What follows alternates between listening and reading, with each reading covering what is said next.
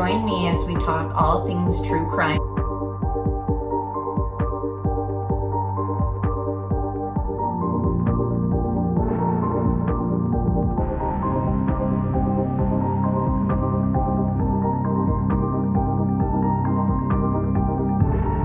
Made contact and shattered. Liberty, the missing 4-year-old. The parents have called in and thus that the mother had went for a walk, came home, now they can't find her, they've been feeling worse. Turn it over to another agency. Let's get some help. Where are your kids? They've been missing for 4 months. You have nothing to say? You're over here in Hawaii? Chad, where are Lori's kids? 4 were stabbed multiple times and were likely asleep during the attack. Some had defensive wounds. Most of them had just like one that was the lethal stab wound.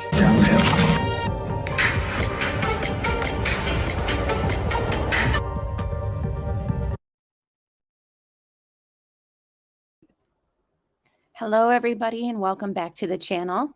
We are doing another case review before the Lori Vallow trial starts this month. The jury selection starts today. So they're on a different time than we are. I'm on East Coast. So they haven't even gone to the courtroom yet, from what I understand. So we've got some time to kind of go through things before you guys hop on to streams that are streaming anything about jury selection. Today, we're just going to do a little bit of recap of things like we did it on our last Lori Vallow stream, which was, I think, a few weeks ago. It's just obviously a huge, complicated case. It's just mind-blowing. It's tragic. And there's just a lot of layers that we kind of need to peel back and understand, you know, who is Lori Vallow? Like, where does she come from? What is her upbringing like? How did this happen? You know, how does a mother get nicknamed the Doomsday cult mom, you know? So we're just pretty much gonna pull back the layers on this case and just continue doing that and discuss some of the latest in the case, which, you know, everyone has heard that J.J. Vallow's grandparents were told recently that they wouldn't be allowed to be in the courtroom for everyone's testimony. So under Idaho law, defense attorneys and prosecutors can ask a judge to exclude witnesses from attending trials they are testifying in so they don't hear other witnesses' testimonies. So they were told that recently, and they hired Shannon Gray, which is the same lawyer who was working with the Kaylee Gonzalez family in the Idaho 4 case, both obviously in Idaho, separate cases, same attorney, and he's trying to work it out so that they can be in the courtroom. But they believe that Kay Woodcock, which is, you know, the grandmother of JJ, you know, will probably testify. So it's just a situation for them right now that they're working through with the lawyer to see what they can do. But as of right now, I mean, that's sort of standard procedure in some states. In fact, we saw it in the Murdaugh trial where Buster was in the courtroom the entire time, and people were wondering, like, why is he allowed in the courtroom if he's going to testify? Well, you're allowed to if you're a victim or like immediate family or something. There's like a loophole, but pretty much they're saying that JJ's grandparents don't really fall into that loophole. So there's just a little bit of upset there. So when we go through these clips that I've clipped together, again, I'm using images that have been out there over the years on this case. It's taken a long time to get to where we are because she was considered not competent to stand trial. So she had to go get, you know, help and the okay to pretty much go on with the trial. So I've just got some clips that I've edited together. It's close to 8 minutes. And then after that, I was hoping that we could listen in on Alex Cox, ex-wife's phone call with detectives. Now, this phone call was released in 2021 in October, and it's a conversation between Alex Cox's ex-wife, and her name is Debbie, and the detective, and she's sharing her, you know, insight and her perspective on everything that she had seen between her ex-husband, Alex, and his sister, Lori. So just some strange dynamics going on with Lori and her brother. We all know that she's actually facing conspiracy charges in connection to her, what is it, fourth husband's death, Charles Vallow. So, you know, and Alex shot and killed him, in quote, self-defense. So it's just very complicated, and it's just unbelievable. So I just want to thank everyone who's joining chat, and we'll just get into it. I'll play my edited clips, and then we'll just get into the phone call. So thanks so much for being here, everybody. If you haven't hit like, please do so.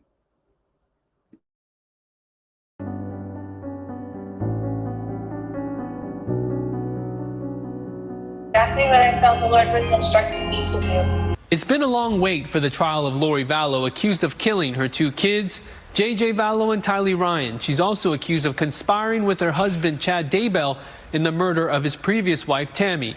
It's a case that has made international headlines, and Monday is the start of jury selection. Remember, the judge in this case ordered that the trial be moved from Fremont County, where the murders allegedly took place, to Boise, so that a fair and impartial jury could be selected. Boise is about 4 hours away from Rexburg. Hundreds of questionnaires have been given to potential jurors.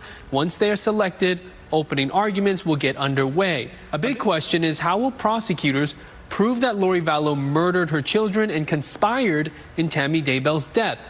Her defense team will offer up alibis, hoping to convince the jury that Lori was not physically there when these 3 victims died. Another question is how much we will hear about Vallow's religious beliefs that investigators say she used to justify the killings. And will Lori Vallow take the stand in her own defense? This is a woman who was deemed mentally incompetent for about a year before being cleared for trial. Her lawyers maintain she's still mentally ill. We do know that she won't face the death penalty if convicted. Your Honor, she intends to remain silent. I'll ask the court to enter a not guilty pleas for her. Lori Vallow is also charged by the state of Arizona for 1 felony count of conspiracy to commit first-degree murder against her former husband, Charles Vallow. Prosecutors allege that she conspired to have her former husband killed with her brother, Alex Cox. I'm Alex, and I'm gonna be Looney Tunes. I want her to get it out. Yeah. She's my wife. I love her to death. Something's going on. Okay. And if she wants me gone, fine. I'll do all that stuff. I just don't want her hurt. Okay. I just don't want her hurt. I don't want to hurt anybody else. Is she on any medications? No. She won't do medications. Has she been to a doctor? She won't go to the doctor because she's a translated being, and they would find out she's translated. She cannot be killed. She cannot die. And that's what she thinks? Yes. So how does she pose a threat to your children? I don't know what she's going to do with them. I don't know if she's going to flee with them. She's going to hurt them. A lot of people who knew Chad Daybell and Lori Vallow have come forward and given their take and their perspective on things that they'd seen. One of which is Lori Vallow's former best friend, Melanie Gibb. Melanie and her boyfriend had this to say. Lori, from what I understand, said that she has been on 21 planets and Chad has been on 31. Have you heard that before? I wouldn't say planets, but I would just say lives. Lives. So she's had 21 lives and he's had 31. That he was a holy ghost and has had 5 lives on this earth, and she's had 4 lives. Correct. And well, no, I think she had 5 lives on this earth. She had 5 lives on this. They both had 5 lives on this earth. I believe so. And Chad made a portal in Lori's closet so she can visit him. What does that mean? That sounds kind of crazy, I'll be honest. It does. It does sound crazy. I believe Mr. Cox bringing JJ into Lori's house. Yes. Do you recall what time that was? I don't recall it exactly. Okay. It was later in the night. Okay. Was Chad Daybell there? What's that? Was Chad Daybell there at that same time? No. Okay. Let's talk about the morning of September 23rd, 2019. What did you do that morning? I got up to get ready to go, then I went downstairs to say goodbye to everybody. Okay. And who was there? Melanie Gibb and Lori Vallow. Okay. Did you see JJ there? No. Did you talk to Lori about JJ that morning? I did. What did she tell you about JJ that morning? She said that he was being a zombie and climbed up on the cabinets, climbed up on top of the fridge, smashed her picture of Christ down, and then climbed up onto the upper cabinets and got between the top of the cabinet and the ceiling. Okay. And then what did she tell you? I asked to see him, and she just said that he was out of control, so she had Alex come and get him. She had told me that she was a being that had lived on several worlds. Sounds like she's describing herself as a deity or godlike. Exactly. It was very much like a self-deification. Was some chemistry between Chad and Lori, and that they had a relationship that went beyond just their doing podcasts together and discussing the end of the world. 3 weeks before Tammy dies, he said to me, and he was kind of in this frustrated voice, "My plan can't move forward until Tammy's dead." They were saying that Tammy had become a zombie. In June 2020 is when the bodies of JJ and Tylee were found on Chad Daybell's property. He had the same style haircut that he had in the videos that I had seen and the photographs I had seen just prior to my welfare check with him in September, the last photograph I had seen on September 22nd. And that was shaved on the sides and longer on top. Okay. Thank you. Were there any other items of were there any other items of interest to you on that body? Yes. Can you just what were they? His hands were folded about chest high. Detective, can you lift that a little bit higher so people can see? Folded like this, chest high. He had duct tape continuously wrapped from elbow all the way around his arms, over his hands, all the way to his right elbow. Several layers of duct tape that were tightly wrapped. The evidence that has been concealed in this case, it's not simply a document, drugs, a gun. These are human remains. And we can, although those remains have not yet been positively identified, we are aware that those remains are the remains of children, which we believe is an aggravating factor. We have asked that the probable cause affidavit be sealed, but I would ask the court to take note of paragraphs 39 and 40 and the manner of the concealment of one of those bodies, which the state finds to be particularly egregious. Being a good mom is very important to me, and a good wife. Being all those things together is not easy, so I'm basically a ticking time bomb. All right, so those were the edits that I clipped together for you guys. I hope it kind of gives a little bit of a refresh of things that have taken place in this case. And obviously there's a lot of victims surrounding Chad and Lori, so it's just good to get a little familiarity with the faces and the names. And now we're going to switch to a phone call. So this phone call is between Alex Cox's ex-wife. So Alex, of course, is Lori's brother. A lot of people, including people close to them, say that they had some sort of weird, inappropriate relationship with each other, just not your standard sibling relationship. We do know that, as stated by Melanie Gibbs' boyfriend, Lori sent JJ away with Alex, and then nobody saw JJ again.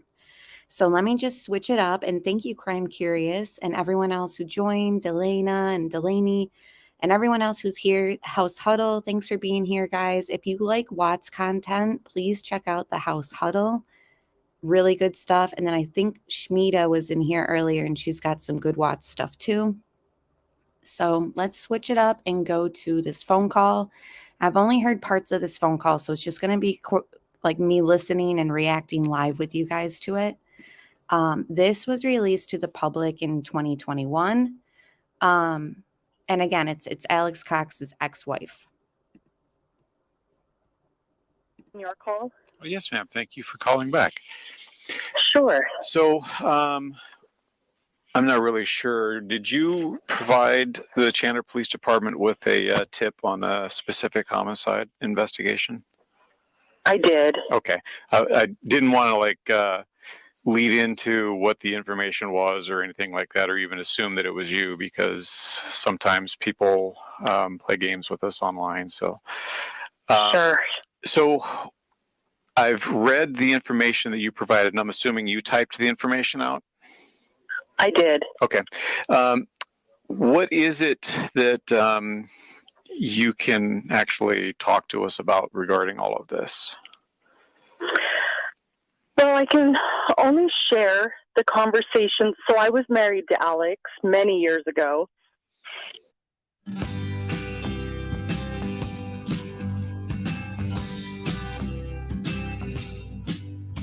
And our marriage ended within a year, but we stayed in very close contact for several years.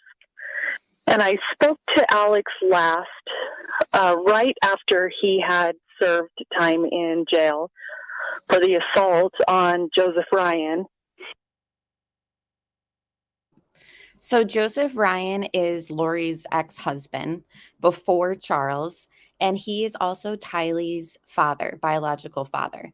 And at one point, this wife, I believe, her ex-wife, releases letters that Alex wrote to her while he was serving time for that assault against Lori's ex-husband. So he's writing letters, and it's her impression that he's sort of obsessed with hating on Lori's ex-husband.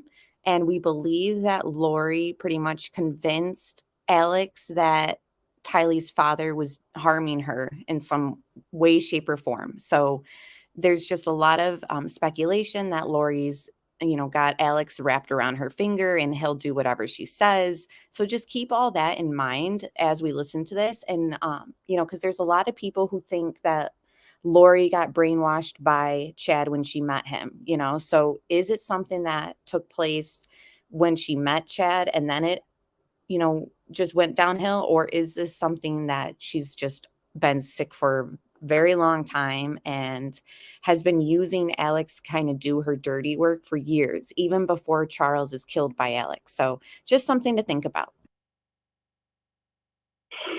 And when he was telling me about it, now Alex, I'm sure you know from your investigation, was a comedian, and he was always joking about things in a funny way or trying to be funny. And he did tell me he was still really, really mad at Joseph Ryan because of things with his sister Lori. Okay. Custody issues.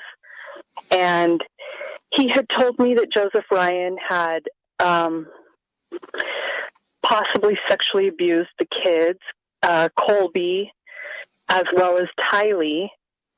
But when I would ask Alex a lot of questions about it and try to dig deeper, then it would turn into, well, we're just trying to get custody. And he would flip-flop around quite a bit on whether or not that abuse had actually taken place, whether they had any proof it had taken place, or if they were just playing games to try to help his sister get custody. Mm-hmm.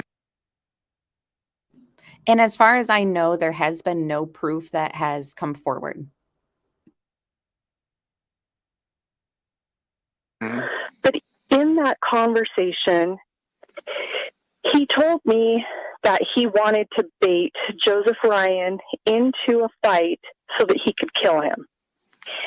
And if I had really at that time thought he was serious, because he said it in a joking way, but it was still creepy and weird. Weird enough that I never spoke to Alex again. That was the last time I ever talked to him. I just thought, okay, jail has not been kind to him. He's off his rocker. I really don't want to have this guy in my life anymore. Oh. So I just never spoke to him again. That was the last time. But he had told me he wanted to bait him into a fight so that he could kill him and claim self-defense. Okay. And how long after how long after Alex had been released from serving his time that you guys had this talk? I think it was probably 2-3 months.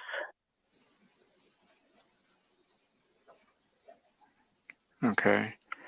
I'm not 100% sure on the dates, but I know it was relatively soon after, just not immediately.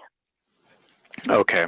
Um, did he ever go into any details of what he did to Joe or anything like that, or why he did that?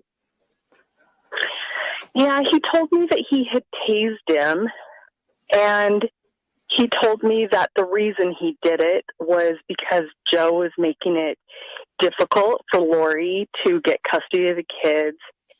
He also claimed that he did it as punishment for sexually abusing the kids. He said he thought Joseph deserved to die because of the sexual abuse. But really, Alex couldn't provide any. Well, I didn't feel, because I was like, well, are you sure? How do you know? Did you take the kids to a doctor? I was asking a lot of questions, and he just couldn't be straight with the answers. But those were his reasons that he stated to me that he had tased Joe. Okay, and did he say that he had tried to kill Joe at that time, or was it something different? He didn't say he was trying to kill him. He just wanted to hurt him. Okay. But he did tell me he wanted to kill him, but I took it more of,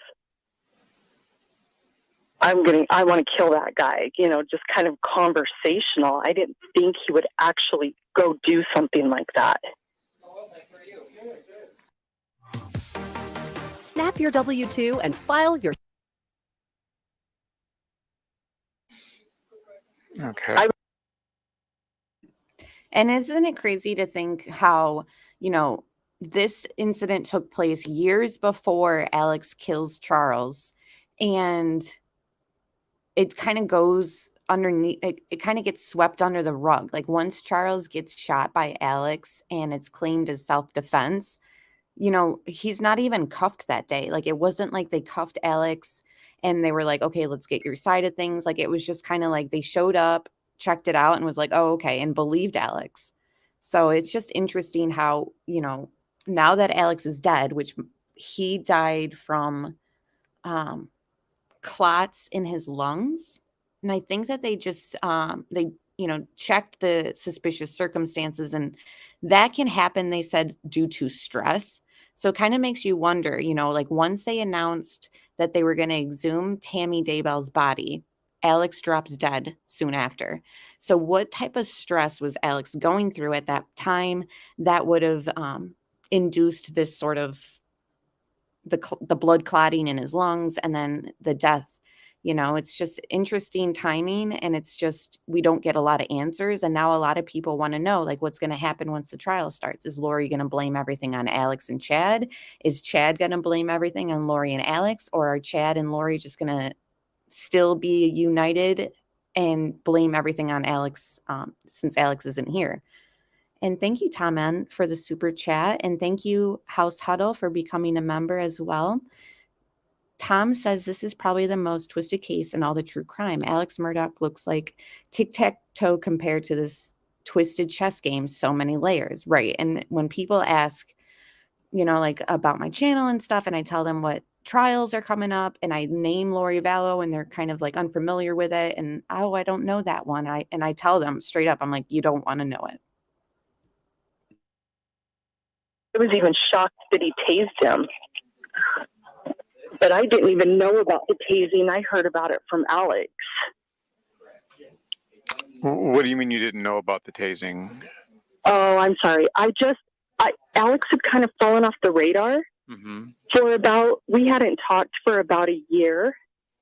And so I just thought he kind of fell off the radar. And then we talked, and he told me where he'd been the last year and what he had done.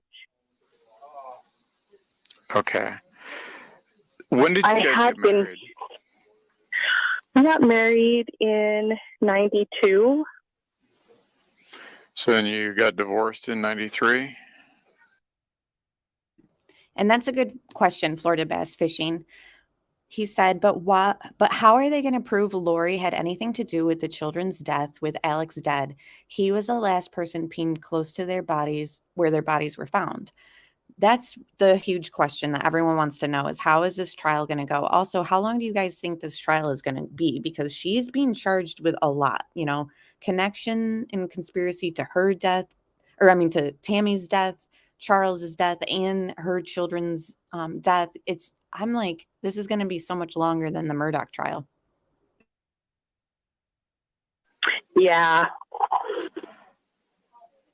Yeah, that, I don't know that this helps anything with the investigation, but as soon as I married him, I didn't know his family before we got married. We dated, whirlwind romance, got married, then I got to know the family, and there were so many crazy dynamics in that family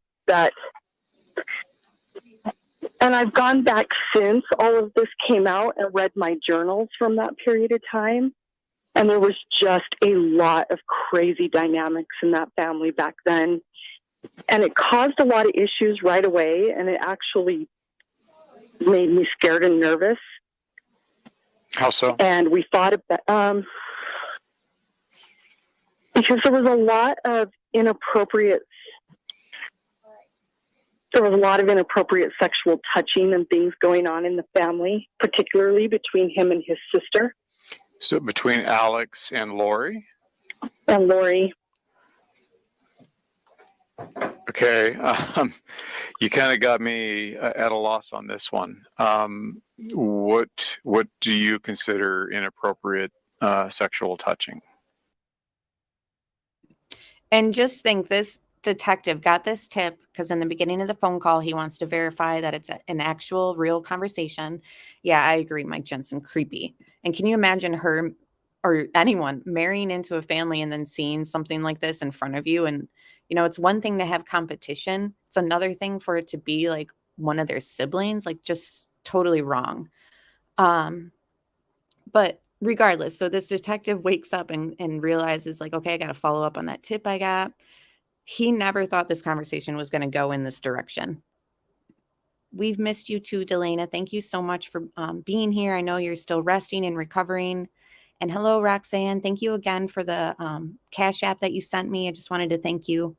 And thank you all for being here. Please hit like if you haven't done so. So this is a phone call for those who have joined us between Alex Cox's ex-wife, speaking about the relationship that she witnessed between Lori and her brother, Alex.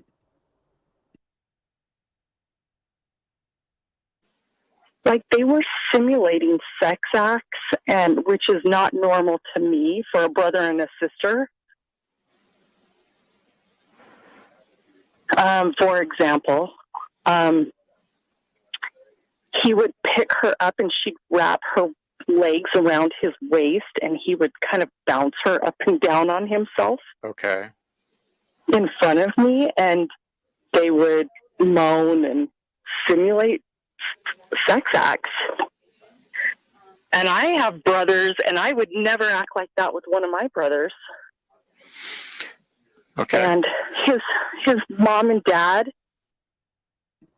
And again, I didn't listen to this phone call entirely before I'm playing this right now, so I'm sorry. I see a lot of people in chat saying like makes my stomach sick and how sick. Sorry guys, but I just feel like this call, from what I heard of it, is important in understanding who this woman is, because this woman knew her before she even met Charles, before she met Chad. So it's sick, I know, but I've realized with all the editing I've done on this case too, that this case is going to be like Tom N was saying earlier, like you thought the Murdaugh trial was like sickening. This is going to be like times 10. Talked about their sex life in front of us constantly, and it just kind of seemed to be a game for them. Oh, the mom and dad didn't really object to it then, huh?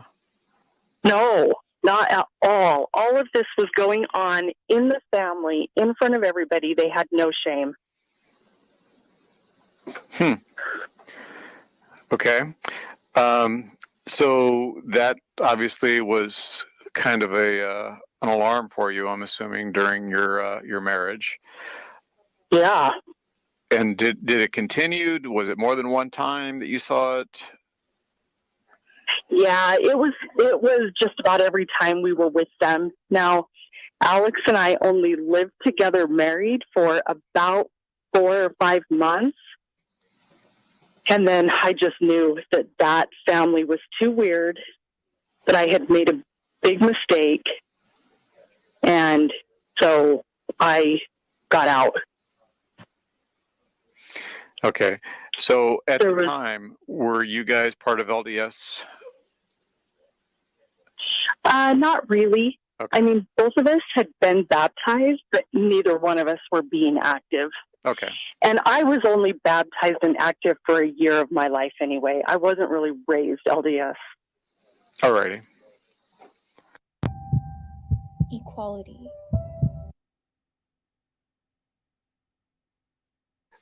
How did Alex talk about Lori? Well, he was a really, really protective big brother, but he also talked about her being hot, and he sexualized her quite a bit. But he was just also really, really protective. We lived in the same apartment complex for a while, and it just kind of seemed like Alex just chased after her a lot. Did you ever suspect anything more going on other than their playfulness, I guess? Well, I asked him because he did touch her breasts and things, but they were allowed to do that in their family. So to him, he didn't think it was weird. He thought I was weird for thinking it was weird. And so we talked about that stuff a lot, but I didn't think he was sleeping with her. Okay. I just thought he had the liberty to touch her. Did you ever confront him on that? Yeah, I did. And I confronted him on, what about when we have kids? Would you allow that between our kids? And he just didn't think that there was anything wrong with what was going on. Okay. So we fought about it. So you mentioned that he was a protective big brother. Can you talk to me a little bit more about that? Well, he just, she had been married. She got married really quickly. I think she ran off to Las Vegas, and this was right before I married Alex. I think she ran off to Las Vegas with she married a guy and then came home, and Alex would just always talk about how he wanted to go kick his ass.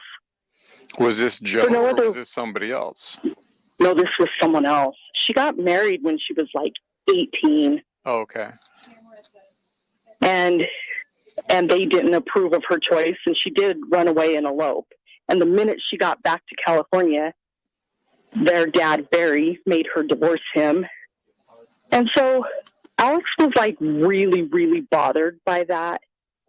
But if anybody kind of looked at her wrong or treated her how he thought was not right, then he was always talking about how he wanted to kick their ass. Okay. And did you ever see him take steps to that? No. I really thought he was all talk and no action on that.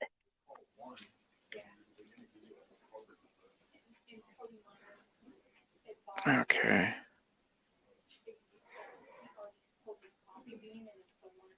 He always just talked really tough back then. How old were they when you guys got married and you saw this behavior? I was 22 and Alex was 24. Okay. And I'm unfamiliar with how much older Alex was than Lori. I'd say 3-4 years. 3 to 4 years. So, okay. Yeah. So she was maybe 20, 21 at the time? Yeah. Yep. Okay. That sounds right.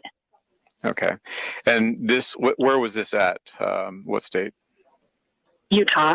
In Utah? Mm-hmm. Lori and Alex both lived here in Utah. And then we just went to California a lot. And so a lot of the inappropriate behavior that I saw, I didn't see any of that in Utah. All of the inappropriate behavior I saw was in California at their mom and dad's house.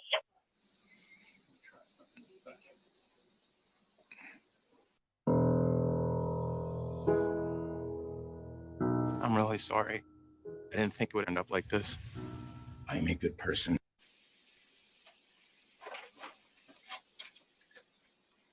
So anytime that you guys went to visit the parents, that's when you saw this behavior? Yeah. Okay. And otherwise, how was his behavior at the apartments other than, I guess, kind of touching her? At the apartments, I didn't really see them interact too much. It seemed like here in Utah, she had her friends that she ran around with, and Alex and I were always together. And so I didn't see a whole lot of interaction. I just remember a lot of the conversations about him wanting to beat up the guys she was dating. And he was always kind of obsessed with where she was going and what she was doing, but we didn't do a lot with her.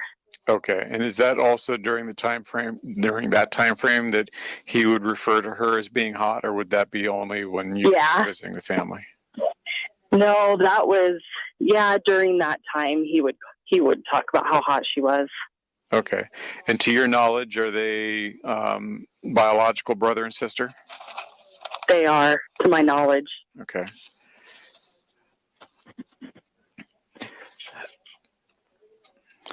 And you never talked to him after that last comment where he stated he was going to try to bait Joe into a fight? Yeah, nope. That was the last time I talked to him. Okay. And forgive me, would that have been in 2009? Yeah. Or would that have been a little later? No, I think it was 2009 when I was doing the math. Okay. But it was right after he had just been in jail. Okay. And you said like a couple months maybe after he got out. Yeah, correct. Okay. And at that point, did you ever hear of Alex being violent to anybody other than the event with Joe? No, I hadn't. Like I said, I really thought Alex was all talk and no action. And so I never thought that could happen. Okay. Did Alex ever... I was shocked by the tasing. Well, I can imagine if you've never seen that type of behavior, I can certainly imagine the shock that could come from that. Did Alex ever talk about religion with you or any ideology that he had? Yeah, he did. While he and I were married, he got excommunicated from the Mormon church.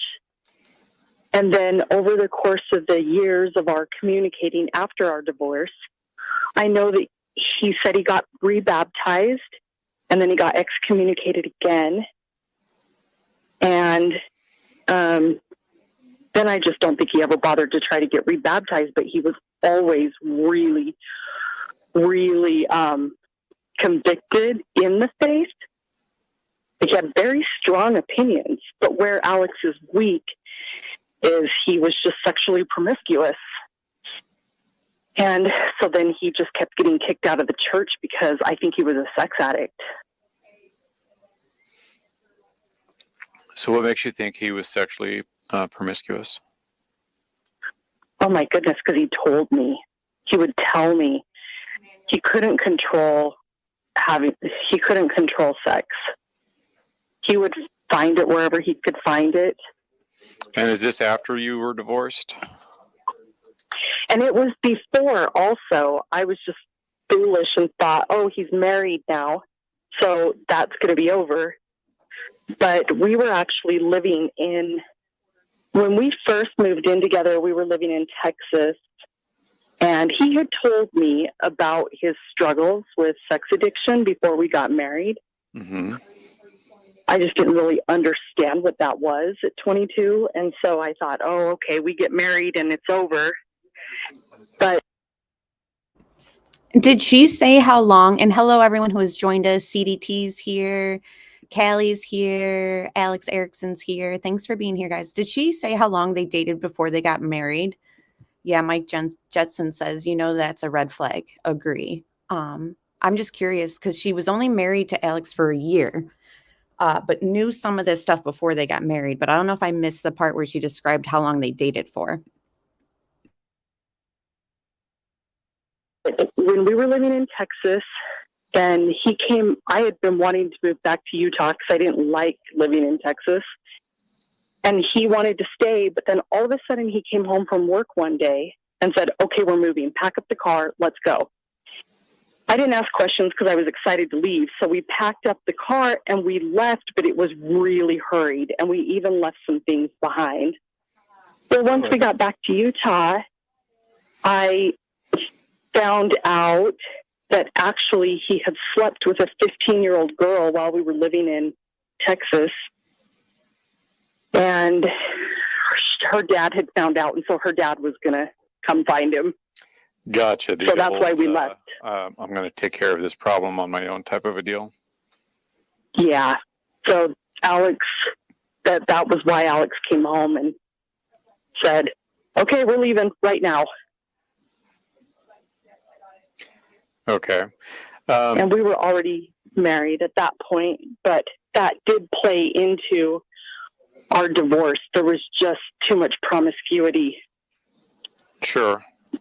Surrounding sex in our marriage early on. So infidelity then, I'm assuming, was part of the issues? Just with I only know about the 15-year-old girl. Mm-hmm. I only know about that one. And then the other sex issues for us were really the situation with his sister. The situation with his sister just the touching and the touching and the things that we've already talked about. Okay. It was just so blatant all the time when we were around her. And it was always Lori. He didn't act like that with his other sister, Summer, because Summer was really, really young. So, and he didn't act like that with his older sister, Stacy. He only acted like that with Lori. Okay.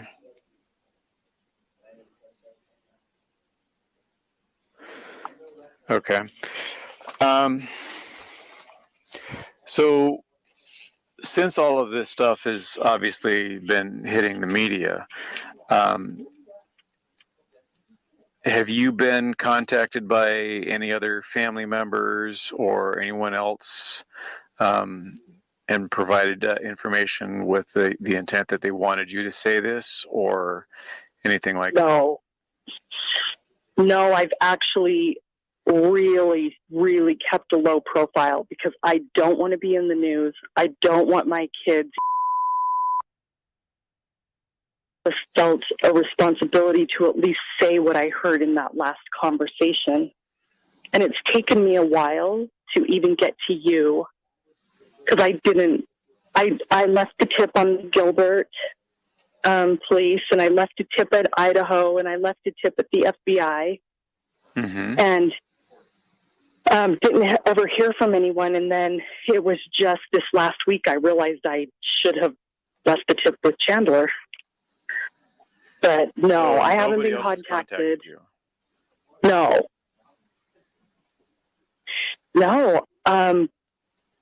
I'm not even sure that people can find our marriage and divorce license because it was just so long ago. Where was that? So state?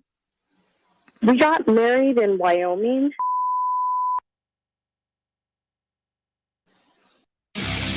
One epic night. God's.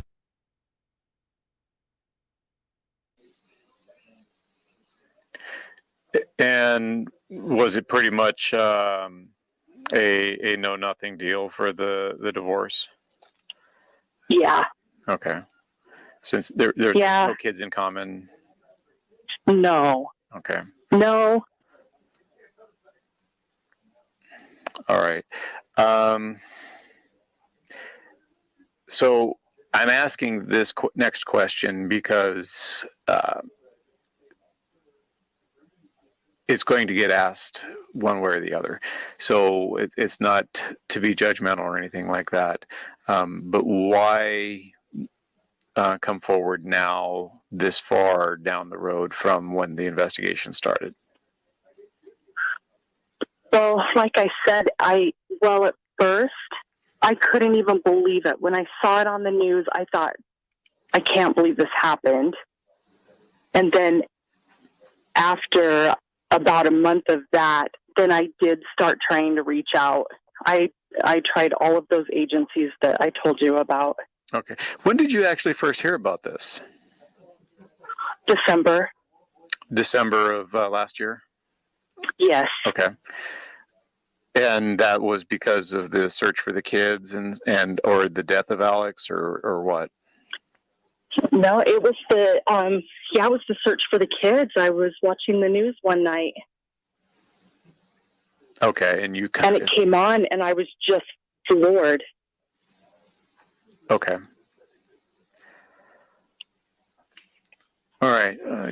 I'm going to just let you know that we record our conversations just because the prosecutors want that done. But I'm going to stop the recording now so I can actually ask for your personal information. Okay.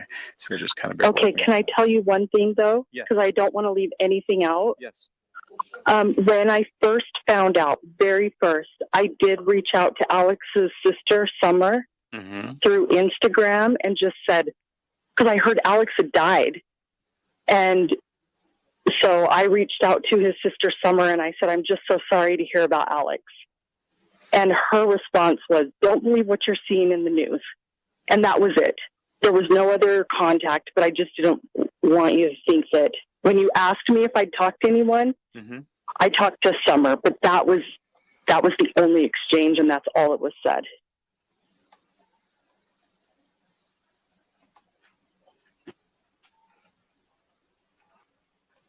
And that was with Instagram? Yeah, and that was probably actually in December when I first heard that Alex had passed away and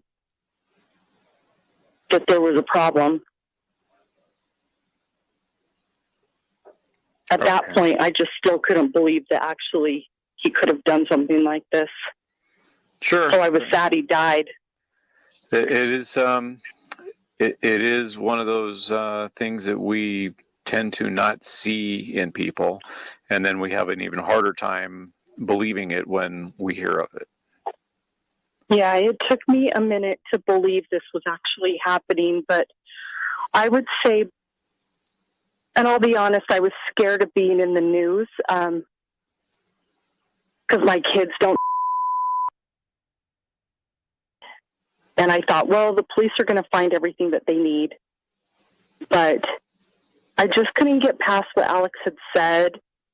And while he may not have done that plan to Joseph, I don't know that he didn't do it to Charles. And I just couldn't live knowing he had said something like that to me and not pass it on. And I appreciate the fact that you are reaching out to us to provide this information to us. So I'm going to ask you, if we have additional questions, is it okay to reach out to you? Of course. Okay. So I'm going to stop the recording now so I can get the additional information. All right. So that was Alex Cox's ex-wife giving her perspective on everything that she had seen between Lori and Alex. Again, this was all years and years ago before she met Charles, before Tylee's father passed away, which is who they were kind of talking about, how he got assault charges and spent time in jail for that assault. So it's clear, you know, it's unfortunate that, like she said, like he passed away. Now it's how do we get some sort of truth, because he's a main key in all of this. I mean, he's connected to Charles. He's connected to the children. He was one of the last people to see JJ. Like our moderator, Florida Bass Fishing, said earlier in chat, you know, his phone pinged right near where the bodies were found.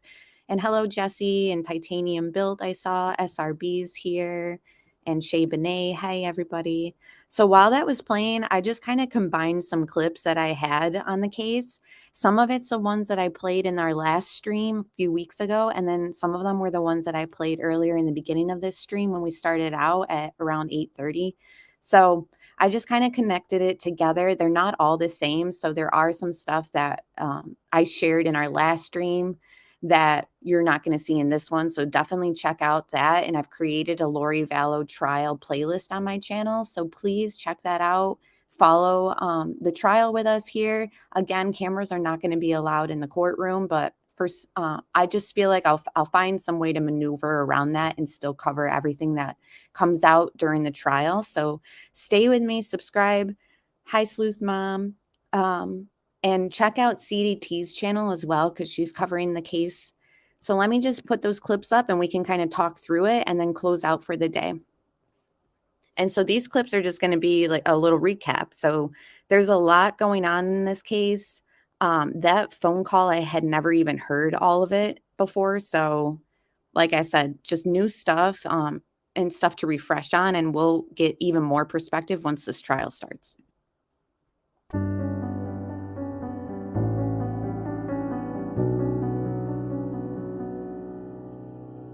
Mr. Sandman, bring me a drink. Lori was his follower. Chad Daybell's the prophet. Chad had a vision, plagues, and foreign troops coming to the soil. Chad wrote about his ability to communicate with people on the other side of the veil and see into the future after having 2 near-death experiences. His ideas also included the existence of past lives and that people could become possessed by demons or zombies.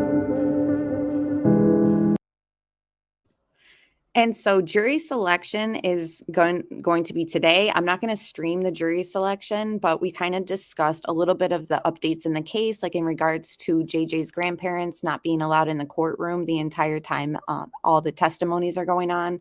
So just for those recaps, that'll be in the beginning of the stream. And I'm sure there will be a channel today streaming the jury selection, but we're just going to kind of recap things today. Long story. She's had kind of a break from reality. She thinks you're LDS? Yes. She thinks she's married to Moroni in the past. You think she's what? Married to Moroni at the top of the temple. I've tried to support her as much as I could, but it's gotten really, really bad lately. She's had a break. So the thing too about this mental capacity that Lori has, you know, she's not going to receive the death penalty because she is mentally ill, according to everything that they've, you know, put her through and all the evaluations that she's had. That's the determination that's come out, but she is competent enough to stand trial. But her lawyers still to this day claim that she's mentally ill still. She says, I'm Nick Snyder. I've taken over Charles' body. And Charles has been killed. I'm going to kill you. You're murdered today or tomorrow. Does she pose a threat to your children? I don't know what she's going to do with them. I just went back to the living room. Like, what is your problem? With the gun again? Yes. And I said, I want you to put that bat down. He wouldn't do it. He's like, and he came at me with the bat again after he'd already hit me in the head. So I shot him to stop him. Gotcha. How long have you guys lived here? How long have you lived here? Like 3 weeks. Oh, geez. Yeah, okay. That's why the neighbors still know us. Gotcha. Like, hi neighbor, sorry. JJ Vallow and his sister Tylee Ryan have been missing since September 23rd. Their fathers are both dead, and their mother, Lori, is married to her 5th husband, Chad Daybell. Thank you, Alex Erickson, for explaining this. She said they're not allowing cameras or real-time audio, but afterwards they'll upload the audio. So for anyone who is kind of wondering about the process, thanks for explaining that. And hello, Melissa Jade and everyone else who has joined us. Good morning.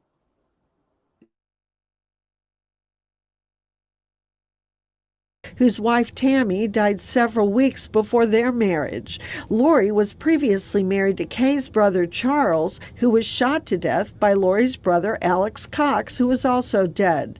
The Woodcocks say they are aware of Lori's participation in an end times cult and say she believes she's a god. She believes it. She believes it. She's a translated being. And Thank you, Tom N, for the super chat. Was she ever diagnosed with anything mental? I think that is going to be released throughout the trial. I'm sure that they're going to have like doctors go up and testify who evaluated her and kind of give their take on things maybe. I'm not entirely sure. Maybe somebody in chat knows.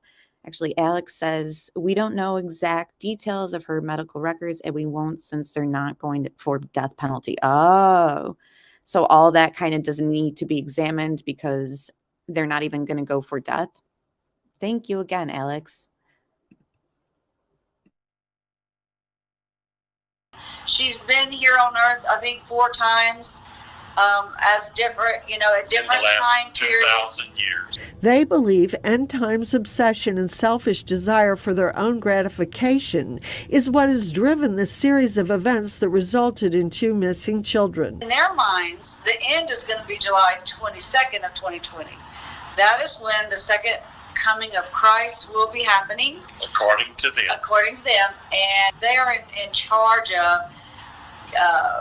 getting the 144,000 people that will be left to on Earth to start the world all over again, I believe is how they say it. They say before Lori was a loving, devoted mother.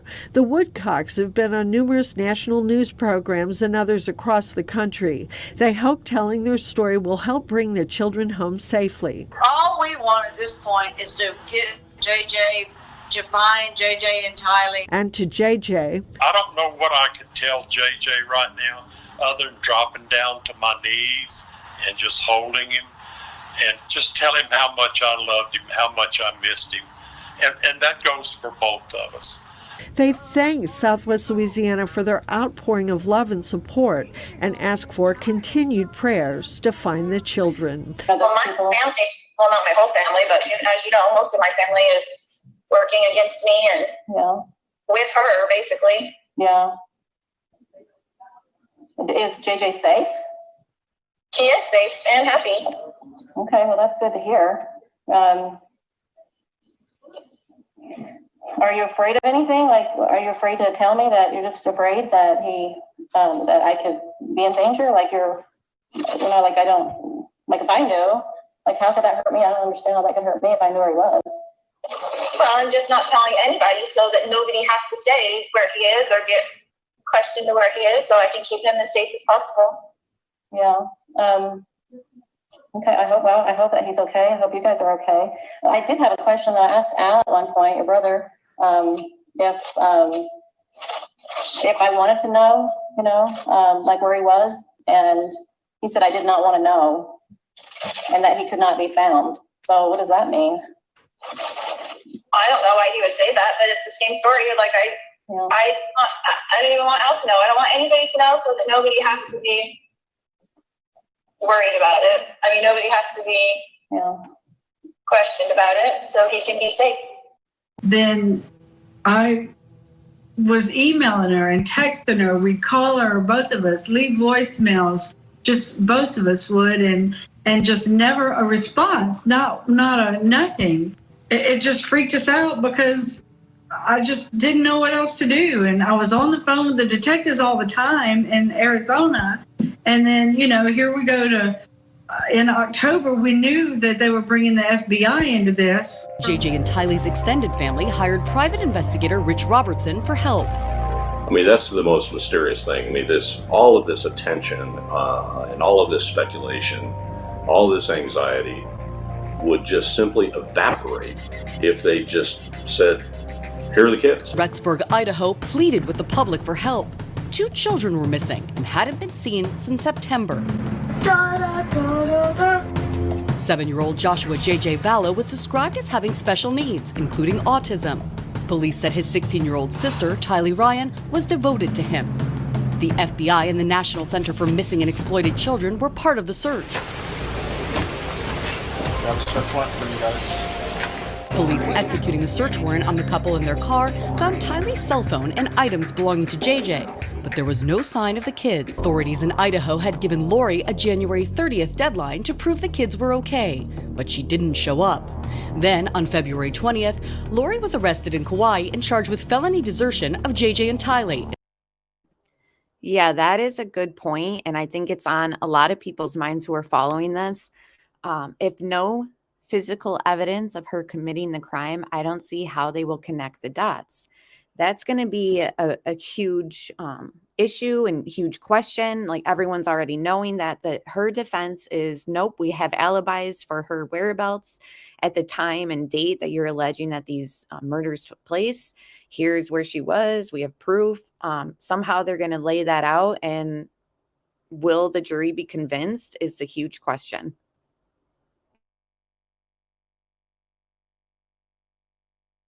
Misdemeanor charges of resisting and obstructing an officer, solicitation of a crime, and contempt. Lori made her first court appearance in Kauai before being extradited to Idaho. Her former high school friend, Bernadette Flores Lopez, couldn't believe the girl she remembered as a devout Mormon cheerleader was in the news for this. John Shepard, a lot of people have those questions. Why couldn't Lori just let the grandparents have custody of the kids so then Lori would be able to live her make-believe fairy tale marriage to her God, aka Chad Daybell? I think that what it is, sadly, is the children were used as like pawns and as manipulation and like leverage. I mean, they're living in their own fantasy world. That's the other thing that we have to keep in mind in this case, which isn't like other cases. Other cases, we try to like ground ourselves in reality and like keep it simple.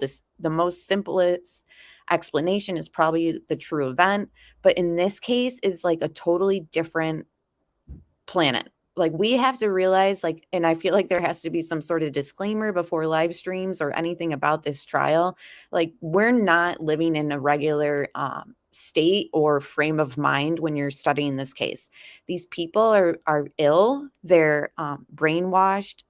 I wouldn't even say, their religion is very much extreme, like, so it's just a different type of environment and mind state that we have to get in for this one.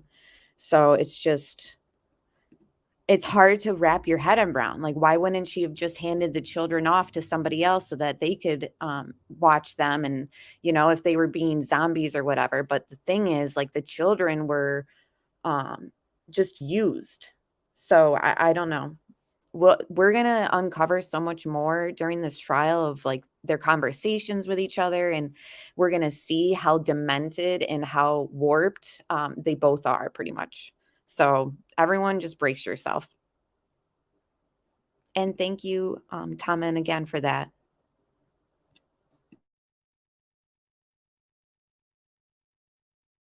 She's so brainwashed and so far gone. This person that she's married to is writing books about doomsday and end of the world, and I know her book, her Mormon religion don't teach that. A web of 5 suspicions.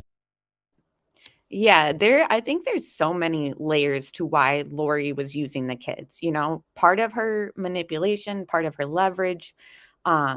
Somebody said that they were collecting money on them because the Social Security benefits, because JJ had autism. There's people who, like Lisa said here, I feel like Lori thought she was really protecting the kids by not letting the others have him. Like, we just don't know what's going on in this woman's mind, and it's hard to understand. So a lot of people have different theories and speculation of why the children weren't handed off to somebody safer. So it's probably a little bit of everything. Deaths and allegedly cult-like religious beliefs.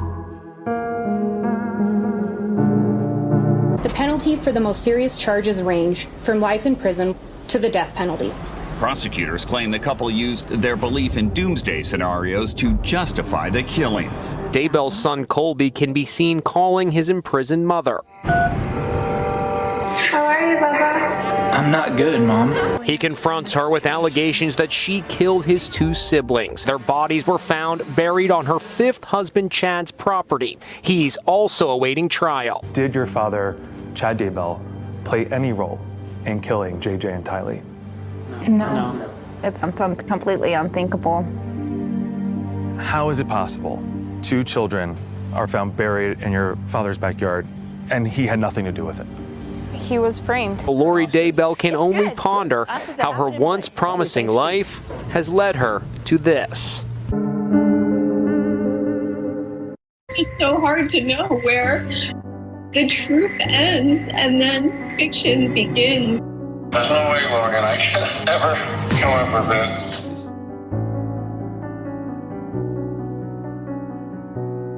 Exactly what I felt the Lord was instructing me to do. It's been a long wait for the trial of Lori Vallow, accused of killing her 2 kids, JJ Vallow and Tylee Ryan. She's also accused of conspiring with her husband, Chad Daybell, in the murder of his previous wife, Tammy.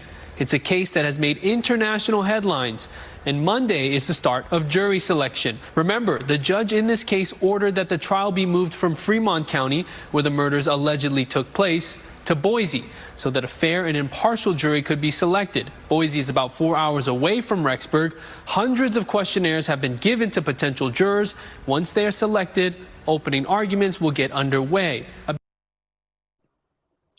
Llama Mama said she's not mentally ill. And I don't stand on either side of that 100%. I'm curious what you guys think, because that is a good conversation for this case. Some people believe so. Some people believe she was completely competent, knew exactly what she was doing, maybe had calculated it for years. So I'm curious what chat thinks. And anyone watching on replay, thank you so much for watching. You guys are the real MVPs. And let me know in the comment section what you're thinking as well on that. Big question is, how will prosecutors prove that Lori Vallow murdered her children and conspired in Tammy Daybell's death? Her defense team will offer up alibis, hoping to convince the jury that Lori was not physically there when these 3 victims died. Another question is how much we will hear about Vallow's religious beliefs that investigators say she used to justify the killings. And will Lori Vallow take the stand in her own defense? This is a woman who was deemed mentally incompetent for about a year before being cleared for trial. Her lawyers maintain she's still mentally ill. We do know that she won't face the death penalty if convicted. Your Honor, she intends to remain silent. I'll ask the court to enter a not guilty pleas for her. Lori Vallow is also charged by the state of Arizona for 1 felony count of conspiracy to commit first-degree murder against her former husband, Charles Vallow. Now, the rest of these clips are clips that I had played in the earlier part of the stream. So thank you for those who stuck around. After these clips are over, I'll probably just close out the stream. And other creators who are in chat, please let me know if you're going live and in the time, and I'll put the comment up on the screen as well. So thanks again, everyone, for being here. Please hit like and subscribe. We'll be following this trial very closely, as close as we can, even though cameras won't be allowed in the courtroom. So thanks again for being here, everybody. Prosecutors allege that she conspired to have her former husband killed with her brother, Alex Cox. I'm Alex, and I'm gonna be Looney Tunes. I want her to get help. Yeah. She's my wife. I love her to death. Something's going on. Okay. And if she wants me gone, fine. I'll do all that stuff. I just don't want her hurt. Okay. I just don't want her hurt. I don't want to hurt anybody else. Is she on any medications? No. She won't do medications. Has she been to a doctor? She won't go to the doctor because she's a translated being, and they would find out she's translated. She cannot be killed. She cannot die. And that's what she thinks? Yes. So how does she pose a threat to your children? I don't know what she's going to do with them. I don't know if she's going to flee with them. She's going to hurt them. A lot of people who knew Chad Daybell and Lori Vallow have come forward and given their take and their perspective on things that they'd seen. One of which is Lori Vallow's former best friend, Melanie Gibb. Melanie and her boyfriend had this to say. Lori, from what I understand, said that she has been on 21 planets and Chad has been on 31. Have you heard that before? I wouldn't say planets, but I would just say lives. Lives. So she's had 21 lives and he's had 31. So that's a good comment, John said. Now, Alex, that is true insanity. And after listening to his phone call with his ex-wife, after everything that we know all these years kind of studying this case, I'm curious, if we're going to say that Alex Cox is mentally ill, and speculate that, and mental illness runs in genetics, it's like, are they just bad people? Are they both mentally ill? Like, again, it's just interesting to kind of wonder, what came first, the chicken or the egg? Could it be both, mentally ill and just evil people? To me, it seems like Lori is very calculated from what we do know.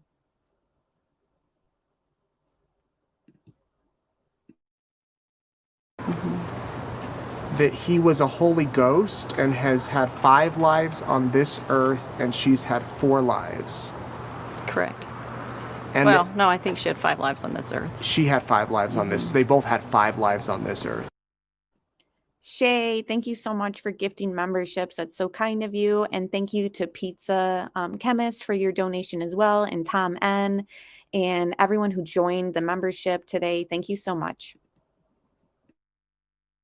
I believe so. And Chad made a portal in Lori's closet so she can visit him. What does that mean? That sounds kind of crazy, I'll be honest. It does. It does sound crazy. I believe Mr. Cox bringing JJ into Lori's house. Yes. Do you recall what time that was? I don't recall it exactly. Okay. Later in the night. Okay. Was Chad Daybell there? What's that? Was Chad Daybell there at that same time? No. Okay. Let's talk about the morning of September 23rd, 2019. What did you do that morning? I got up to get ready to go, then I went downstairs to say goodbye to everybody. Okay. And who was there? Yeah, butterfly kisses. I agree. Melanie Gibbs seems to know a lot about, seems to know all the details to this, but she doesn't believe any of this, right? Yeah, I know. It's something to think about.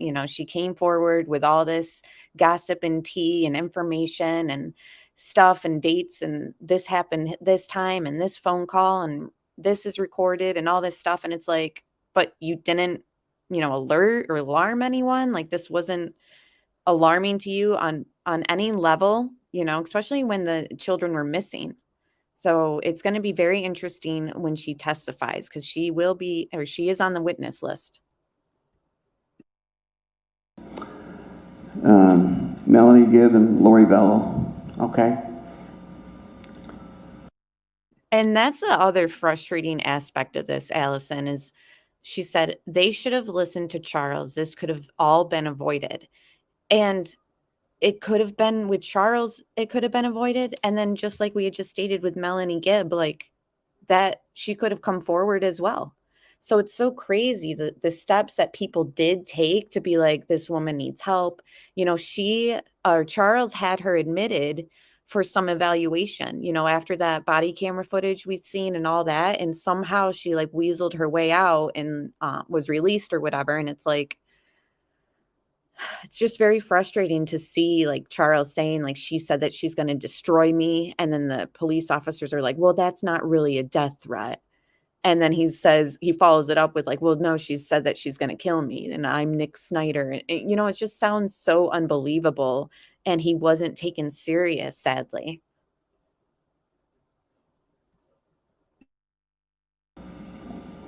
Did you see JJ there? No. Did you talk to Lori about JJ that morning? I did. What did she tell you about JJ that morning? She said that he was being a zombie and climbed up on the cabinets, climbed up on top of the fridge, smashed her picture of Christ down, and then climbed up onto the upper cabinets and got between the top of the cabinet and the ceiling. Okay. And then what did she tell you? I asked to see him, and she just said that he was out of control, so she had Alex come and get him. She had told me that she was a being that had lived on several worlds. Sounds like she's describing herself as a deity or godlike. Exactly. It was very much like a self-deification. Was some chemistry between Chad and Lori, and that they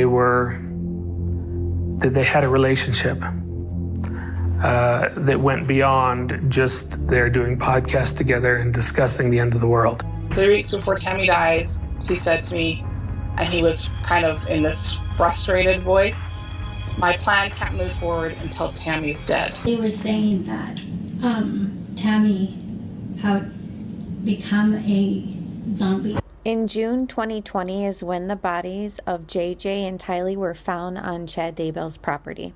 He had the same style haircut that he had in the videos that I had seen and the photographs I had seen just prior to my welfare check with him in September, the last photograph I had seen on September 22nd. And that was shaved on the sides and longer on top. Okay. Thank you. Were there any other items of interest to you on that body? Yes. Can you just what were they? His hands were folded about chest high. Detective, can you lift that a little bit higher so people can see? Folded like this, chest high. He had duct tape continuously wrapped from elbow all the way around his arms, over his hands, all the way to his right elbow. Several layers of duct tape that were tightly wrapped. The evidence that has been concealed in this case, it's not simply a document, drugs, a gun. These are human remains. And we can, although those remains have not yet been positively identified, we are aware that those remains are the remains of children, which we believe is an aggravating factor. We have asked that the probable cause affidavit be sealed, but I would ask the court to take note of paragraphs 39 and 40 and the manner of the concealment of one of those bodies, which the state finds to be particularly egregious. Being a good mom is very important to me and a good wife. Being all those things together is not easy, so I'm basically a ticking time bomb. All right. Thank you, everybody. And thanks all to who donated. And all I ask is you guys like and subscribe. And we'll be following this case and just check back with the community post as well. Sometimes I'll post something through there. And I pinned my TikTok if you guys want to follow me on there. Sometimes I'll post a video midweek, just true crime related, of course. So again, thank you to my members and my moderators. You guys are awesome. And I really appreciate all the help you guys do for the channel. And yeah, we'll talk very soon. And I think we're going to go to Crime Curious and watch a bit of, or listen to jury selection. Is that what's going on, chat? I think Alex Erickson. Okay. Please join Crime Curious, CDT, and Alex Erickson in a bit at 10 a.m. All right, guys. So we'll all be over there and in chat listening. And, you know, we're on the way to justice for the victims in this case. It's been a long time coming, but we'll definitely follow every step here. So thank you so much, guys. Enjoy your week. And I might be live Friday. We'll see how it goes. Okay. Bye, guys.